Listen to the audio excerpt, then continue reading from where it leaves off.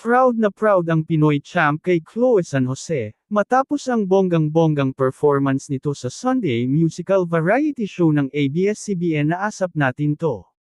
Sing and dance si Chloe sa awiting Havana, at kitang-kitang super nag-enjoy siya sa kanyang production number.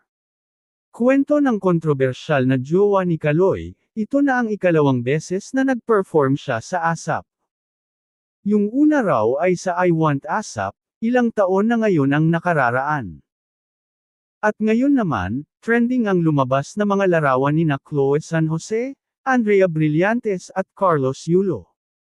Nakakaloka ang reaksyon ng netizens. Nag-post kasi si Chloe, sa kanyang Instagram story ng litrato nila ni Carlos kasama ang kapamilya young star na si Andrea. Walang nakalagay kung saan at kailan sila nagkita-kita, pero ang paniwala ng mga netizens, kuha ang photos ng tatlo sa loob ng ABS-CBN compound. Nag-guest kasi si Kaloy sa ilang kapamilya show habang nag-perform naman si Chloe San Jose sa Sunday musical variety show na Asap Natin To. Pinusuan at nilike ng mga fans ni Andrea, Carlos at Chloe ang kanilang cute photo, pero may ilang netizens naman ang nambasag kay Chloe San Jose. In fairness, marami ring nagsiship ngayon kina Kaloy at Andrea, at sana raw ay pagtambalin sila ng ABS-CBN, sakaling pasukin ng Pinoy champ ang showbiz. Narito ang ilang reaksyon ng mga netizens, sa mga litrato ni Andrea, Carlos at Chloe. Bagong love team Andrea at Carlos. Wow!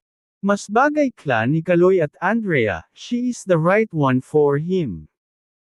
Hindi parang tiyahin ni Kaloy si Goldie. Ang ganda ni Andrea, sila ang bagay. Nagmukhang mommy nila Andrea at Kaloy si Cleopatra. Kabahan ka na Goldie. Natibag nga ang 11 years, kayo pa kaya? Parang nakasimangot si Andrea, siguro ayaw din niya sa dalawang suwail, kasi napakabait ni Andrea sa pamilya niya. Parang breadwinner nga siya. Pilit naman ang ngiti ni Andrea, mukhang pinagbigyan lang yung dalawa, lalo na si Goldig na uhaw sa exposure na feeling celebrity din. Patay kang bata ka. O mentre na ang reyna. Yari ka Chloe. Desenteng tingnan si Andrea kaysa kay Cleopatra. Para talaga siyang tiyahin bakla ni Carlos. Wow, ang saya ni Carlos Yulo nakapagpa-picture siya sa crush niya. Pwede. Bagay sila. Iba talaga ang ganda ni Andrea Brillantes.